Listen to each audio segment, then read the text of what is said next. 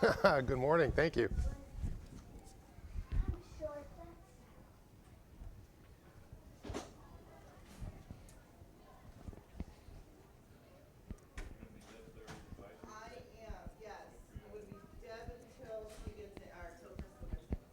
Can I ask you a huge favor? When we're underway, would you be able to get a picture of the presentation? Yeah. Thank you. I'm just going to take this off because uniform specs. Okay. I got to, yeah, thank you. I'll put it back on when I'm in the halls, but, and just as long as there's no faces of the kids, as long as it's, backs unidentified, it'll be back that'd be perfect. Thank you. Yep.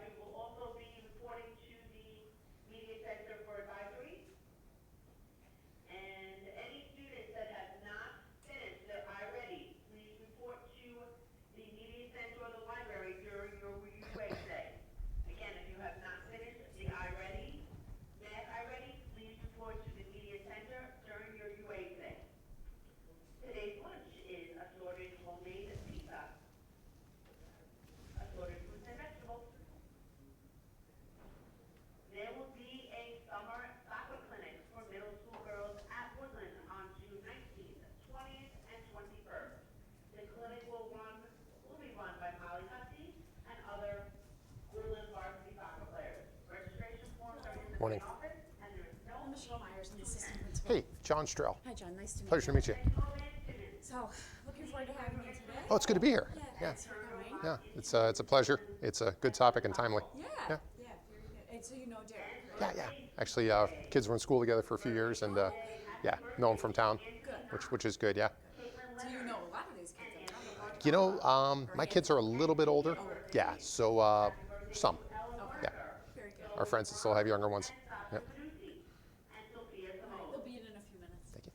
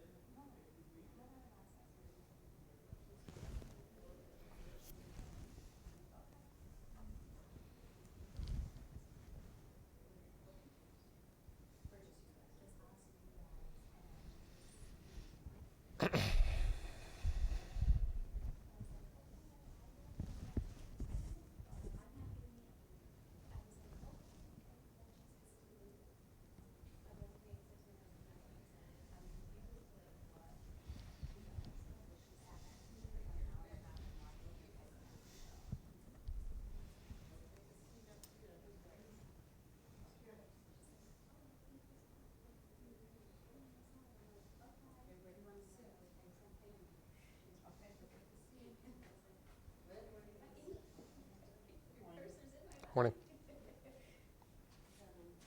Morning. Why don't you sit at the end over here and make it sit between the two of you?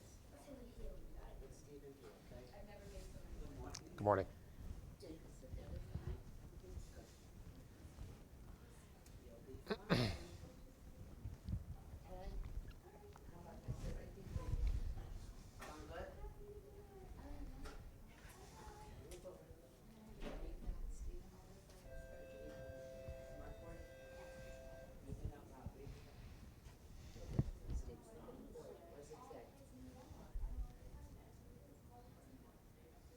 Boating and water sport safety. Let's look at the consent. You know what, that part, get some, let me see your backpack, honey. Right here. Well, I think it'll, let me do it for you. I think it'll stay better for you. Not count by fives.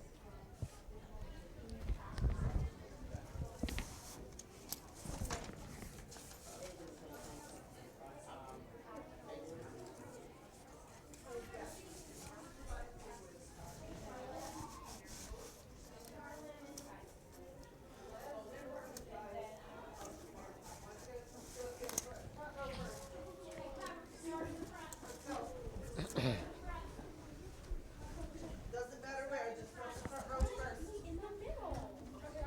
Sit next to people you may not know. Sit next to people you happen to know. How are you?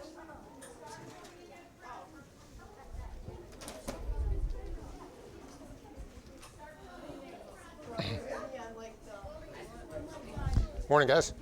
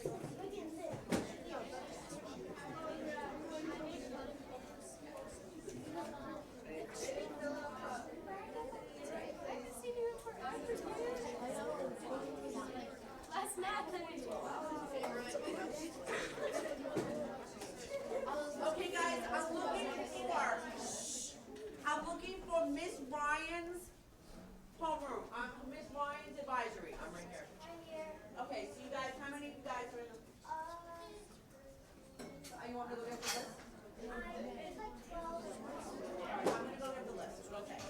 I know everybody. You do? Yeah. Can't see you, it's wonderful help on these days, my friend. Holy cow.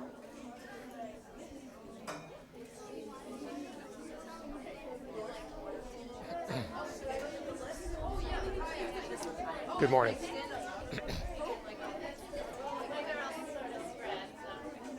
Well, I don't know what I'm supposed to have. I missed one.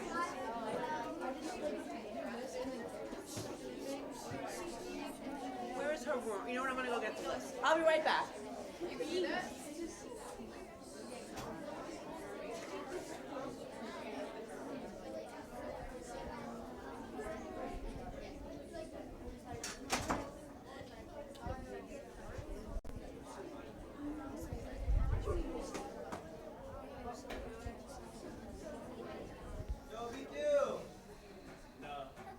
What? No.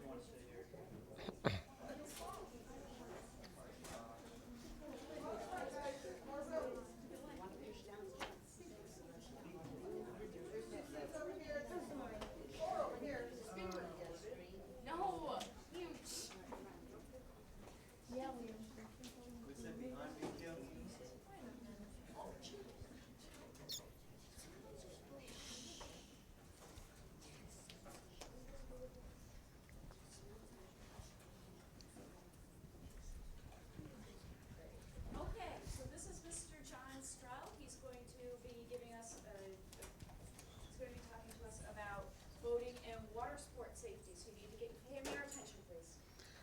Good morning, Long River Middle School. How's everybody this morning? Good? Okay, as mentioned, my name is John Strell. I'm a member of the United States Coast Guard Auxiliary, and I'm here to talk to you about a very fun topic about boating and water sports safety. Before we begin, a little bit about the U.S. Coast Guard. I don't know if you all know, but there's over 40,000 men and women in the United States that serve the United States through the Coast Guard. They do this to protect our waterways and our borders of the United States. And they've got a lot of cool machinery to do that. The Coast Guard has over 200 cutters, which are these big boats you see on the screen, and over 200 helicopters and aircraft. And using this machinery, they go out and save an average of 10 lives every day, do about 50 search and rescue missions, and save over $1 million in property. So they're a busy group, and part of what I do is to help them out. So, summertime is soon here. I think you guys are all ready to wrap up the end of the school year. I hope it was a good one for you. And it's a great time to enjoy things like swimming, boating, and water sports. And these are wonderful ways to relax and enjoy time with families and friends. But it's also important to keep in mind safety. Because if you're not safe, good times can sometimes turn quickly to bad times. And I'm going to talk to you all today how to have the most fun and to be the safest you can this summer out on the water. So why is water safety so important? And the answer to that question is, it only takes a moment. Drowning can happen in the time it takes to check a text or maybe even check a fishing line on a boat. And unfortunately, injuries and sometimes even death can happen in everything from a hot tub to a swimming pool to a lake or to an ocean. And knowing what to do in the water if there's ever emergency is important, so you can help somebody and know who to call if you're ever in trouble. So how do you be smart when you're around the water? Well, the first thing is know your limitations. Okay, we all have levels of physical fitness and ability, and you want to make sure that you're swimming for a time and in a location that you can handle. You also want to make sure that if you're not comfortable with the weather or if you're on a boat, you should always be wearing a life jacket. A life jacket will save your life. You want to make sure that you swim in designated areas. Don't ever swim in an area that says no swimming. And make sure that you also swim with a buddy. It's always good to have someone so you can look out for each other and keep yourself safe. You want to be careful in areas with a lot of moving water, water that's moving fastly in a current. I don't know if some of you ever heard of a thing called a riptide out in the ocean. These currents are so strong they can literally take you from shore and bring you out to sea. And if you don't know how to get out of them, it's going to be tough to get back. You always want to make sure, and I can't stress this enough, if you're ever jumping in somewhere, water, if it's a lake, if it's on a shoreline, make sure you go in feet first. What happens if you go in head first if it's too shallow? Anybody? In the back. You can bump your head. You can even do more serious. You can hurt your neck, you can hurt your spine. And unfortunately, it happens every year right here in our backyard in Connecticut, so be safe with that. Always be careful jumping in the water from heights too. never jump off a bridge, never jump off anything high. Okay, that's how accidents can happen. So be safe, be with a buddy, designated areas, swim where you have a lifeguard, be careful jumping in, and please don't go head first unless you're in a place that's clearly marked for diving. The weather. Mother Nature can be our friend and give us beautiful days like we're going to have today and tomorrow. But Mother Nature also has the other side, which can be bad weather, storms, big waves, all that kind of stuff. You want to be very careful when you're in anything other than a controlled water environment. So what's a controlled environment? Something like a pool, something like a bathtub, something like a hot tub, and what it is what it is. When you go out into a river, a lake, or an ocean, you don't have control over that. You don't have control over the waves. You don't have control over the weather. You don't have control over the tide, and you also don't have control of the things that are underneath. Rocks, trees, stumps, things that could pull you under or get you stuck. So you always want to be very careful whenever you're outside in Mother Nature enjoying the water. When storms come in, thunder and lightning, get out of the water. It's important to get out of a pool, get out of a river, get out of a lake, head to shore. Thunder and lightning on the water is a dangerous thing and you want to avoid it. So paddle safety. Quick show of hands for those live in the room. I know we've got people streaming in other classes, but how many folks have ever been out on a paddle boat, a rowboat, a paddle board, a kayak? All these hands. I love it. It's a wonderful way to enjoy the water. And it's a great way to enjoy sun, and you'll hang out with your friends. But you need to be careful. Part of the Coast Guard's mission is to keep people safe on the water, and unfortunately, paddleboard accidents, kayak accidents, and canoe accidents are growing in number, because we have more people doing it, but not everybody takes the training and follows the safety. So some simple things to do. Number one, wear your life jacket. A kayak, a paddleboard, a canoe by the Coast Guard is called a vessel. You're under the same requirements of any other boat. You have to have a life jacket for everybody on board. Unfortunately, 85% of people that lost their lives on canoes and almost half the people that lost their lives in kayaks did not have on a life jacket.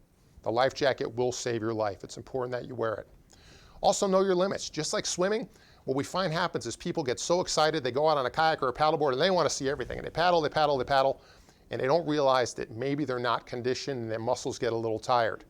And when they get a little tired, they're not able to get back. The other thing you want to realize is there's conditions such as current and wind. So if the wind is blowing against you at 1 mile an hour and the current's moving against you at 1 mile an hour, that's 2 miles an hour. The average paddler paddles maybe 2 to 3 miles an hour. So if you're not strong, you'll never overcome the force of the wind and the water, and you stay in one place. So you have to think through these things. Carry the essentials. It's important to have drinking water. Just like if you went on a big bike ride or a 5K run, you want to have your water, right? You want to do the same thing if you're out paddling. Try to bring some extra clothes in a dry bag, and if all possible, have a whistle, something you can signal with. A flashlight or a mirror is a good thing to have on you. And also tell a friend before you go. If you ever do go by yourself, let your parents or your family or your friends know where you're going, what your plan is, and when you expect to be back. Take a class. They offer paddle safety classes and instruction classes. Experts will teach you how to do it and have more fun in the process. Sometimes learning techniques on just how to paddle better can make your day more fun, can let you go bigger and better places. As I talked about, plan for changing conditions on the water. The weather can change in an instant. It can go from sunshine to storm in the blink of an eye, so you always want to keep an eye out for the weather. Make yourself seen. If you're out paddling, you might not want to wear our uniform. This is very dark and it doesn't reflect well. You might want to wear something like this young lady with the yellow jersey on here would be a wonderful choice. This tie-dye jersey in the front, great choice. Orange in the back, colors that pop and let people see you. You have to realize that you're not the only one on the water, especially if you're out on the river or the shoreline or a lake, there's boaters. And what happens is boaters may not always see you because boats have a big long bow on them. And sometimes if a boat is taking off, the bow will come up, it's hard for them to see. And sometimes when the sun goes down or the sun's coming up, the reflection off the water makes it very hard to see as well. So make sure you're always looking out for boats and objects that are bigger than you because they may not always be looking for you. So boating safety. Why is boating safety so important? Well, it's summertime. Boats are great. My family has a boat. We love to go out on the boat. The Coast Guard works on boats. It's a wonderful place to be. But there are some sad facts. We get statistics from the United States Coast Guard, and they come out every 2 years because it takes a while for them to put all the facts together. And in 2017, there were over 4,000 boating accidents, which had almost 700 deaths. That's a very sad thing. In Connecticut alone last year, we had 9 boating fatalities. 9 people died in Connecticut alone. That's why this is so important. Unfortunately, alcohol use was a big part of this. One thing we advocate in the Coast Guard is the police will tell you never drink and drive. The Coast Guard will tell you boat sober, never drink and boat. The most common accidents involve vessels that were motorboats, regular boats people will go out and water ski and tour the Sound with. Personal watercraft, jet skis were about 20% of those. In cabin motorboats, a larger vessel. So it doesn't matter what type of boat, accidents can happen with any boat. Life jackets. I cannot tell you how important life jackets are. When I'm on duty, anywhere I'm near the water with the Coast Guard, I wear my life jacket. It's not because I have to, it's because it's the right thing to do. Drowning is the reported cause of death in the majority of all boating accidents. Many times it's not the accident that will kill you. It is the drowning that follows the accident. And in the majority of the drownings, people do not have their life vest on. 9 out of 10 times, they drown because they don't have their life vest on. The challenge is people figure, well, if I have my life vest, I'll just leave it over here and I'll put it on if something happens. Unfortunately, if something does happen, you may not have the time to put it on. You may not have the conscience to put it on. You could be knocked out. You could be knocked over the boat. You may not be anywhere near your vest, so it's important that you have it on you. You want to make sure that your vest is Coast Guard approved. And you want to make sure that it's in good condition, because if a life vest is old, if it's tattered, especially if it's old, the parts of the life vest, the foam that will hold you up and make you float, may not work if it's not in good condition. You want to make sure that your life jacket's appropriate for what you're going to do. There's all kinds. If you ever went to a boating store or a sports store like Dick's and look at the life jacket, they have a big rack of them. There's so many different kinds. It's important you pick the right one for what you're going to do. There's paddling vest, there's jet ski vest, there's fishing vest, all these different things. And you want to make sure that it fits. It has to fit properly for it to work for you. An easy way for you guys to test this is you put on life jacket, you should be able to button it together. If you put your hands over your head, the collar should not come up to your chin. It should stay put if you lift your arms up like this. So very important that it fits properly.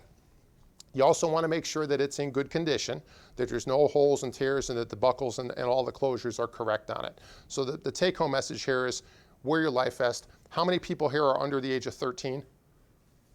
Okay. So for all of you that put your hands up and all of you listening in, if you're under the age of 13, you have to wear a life vest at all times on any boat in the state of Connecticut or federal waters.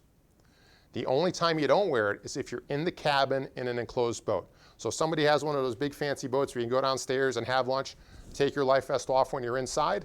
But if you're outside in the open air, you have to have it on. That's the law. And if you don't have it on, the Coast Guard or the state police can actually pull over the driver of the boat and can issue them a fine. So you're helping yourself and you're also helping the person with the boat. So restrictions. Let's talk about age a little bit. I was a young fella. I used to love the water, and I couldn't wait to go out on the water, and I couldn't wait to drive the boat with my dad and do all that kind of stuff. But you have to realize there's certain age limits for what you can do. Hence that old sign of you must be this tall to ride this ride. So if you're under the age of 12 and you're out water skiing or tubing, you can't be an observer. Connecticut state law says you have to have someone driving the boat, but you also have somebody watching if anybody is water skiing or tubing behind your boat. If you're under 12, you can't do that. If you're under 12, you can't operate a motorboat, okay, unless you have a person who's older that has their boating license. Now, if you're over 12, you can get a motorboat under 10 horse, and you can actually go out and enjoy the water by yourself. My son is 12, he has his boating license, so you can get your boating license at 12 years old.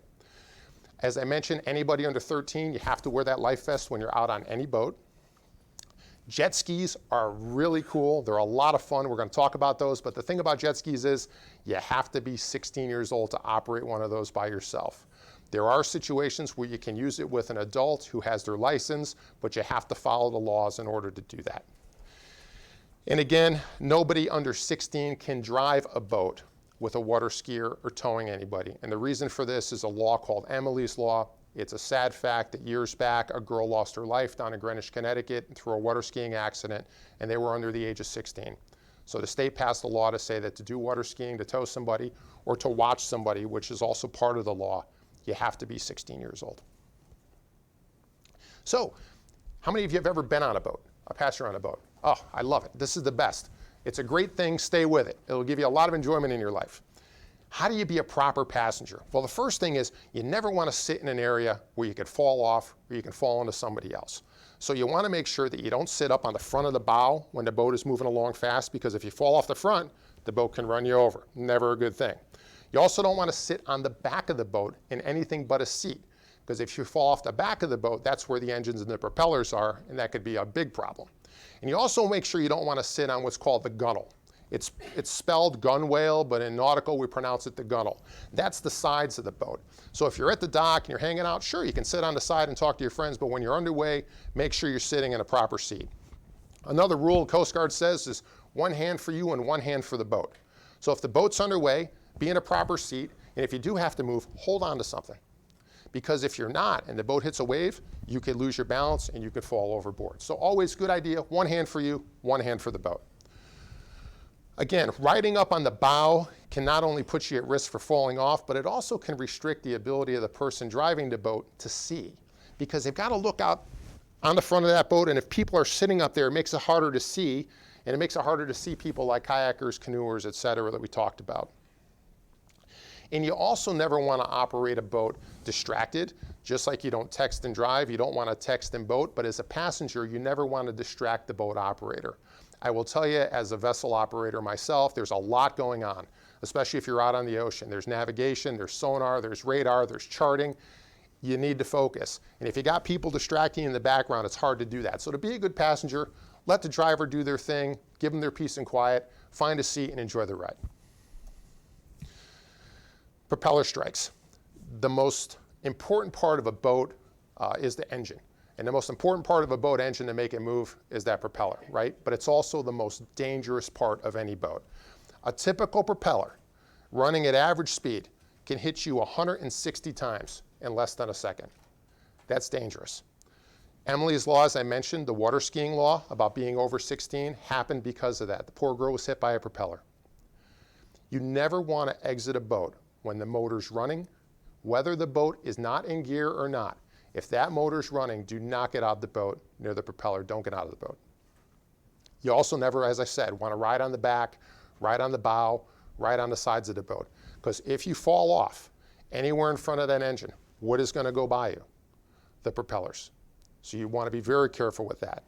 If somebody ever falls off the boat, the most important thing, you want to stop. You want to turn around, get that person in sight, and when they get back in, you want to shut those engines off. So if you ever go on vacation, if you go to the lake, if you go to an island, if you go to Florida, and you want to enjoy things like tubing, all that kind of stuff, it's great. But make sure that that engine is off before you get in and out of the boat. Tubing. How many of you ever gone tubing on a boat? This is great. This crowd has seen a lot of the water. It's wonderful. Tubing is so much fun. We have a tube. My kids love it. My friends love it. My family loves it. But you got to be careful on a tube. Remember, a tube doesn't have steering. For those of you who have done it, you know that tube goes all over the place. You want to always make sure you have on your life jacket. That's a requirement by law. You want to make sure that everybody operating the boat and observing is the proper age and that they're in good condition to do that. You want to make sure that nobody's been drinking or doing any type of substance. You want to make sure that you follow all the recommendations for the tube and the type of tube you're using. You don't want to go too fast. Going too fast can break the tube, which can cause injuries and damage. You also want to make sure that you're careful about your distances. You never want to tube too close to shore, because when that boat turns, you know that tube swings around real far, right? And that's the fun part. But if it swings around too far and you're too close to shore, you can hit a boat, you can hit a dock, you can hit a tree, you can hit anything that isn't on the water. Again, always make sure the engine is off. It's important. And understand how to use hand signals. You know, the old faster, slower, stop, I fell down, please don't hit me, I'm in the water. You should know all those hand signals before you go in. And you can look these up online. There's a Coast Guard app. Everything's easy to find. Personal watercraft. Jet skis are awesome machines, but I think you have to realize that as much fun as they are not toys. They are small, but they come with a big responsibility. We in the Coast Guard view them as a boat.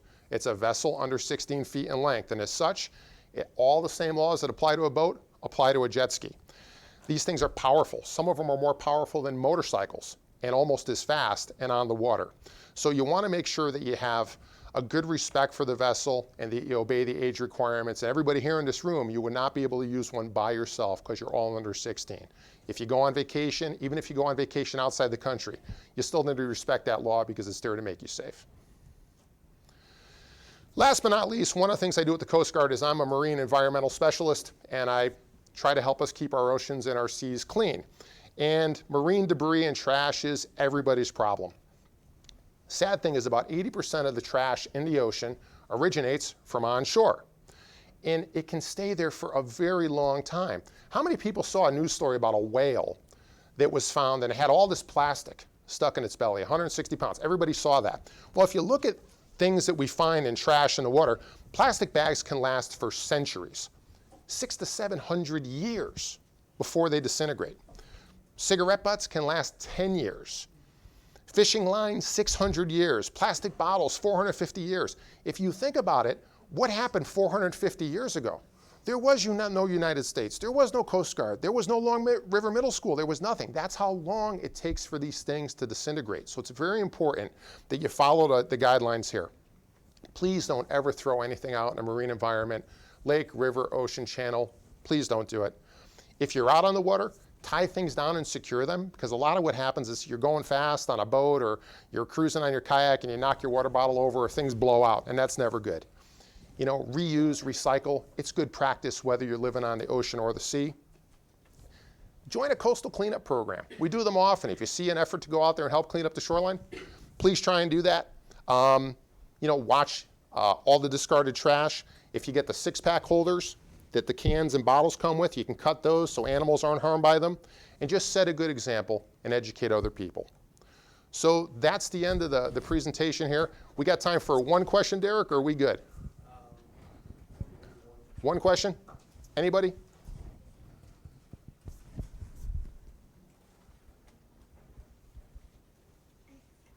You forgot it. Well, on that note, I wish you all a very good summer. Be safe, enjoy the water, and y'all take care.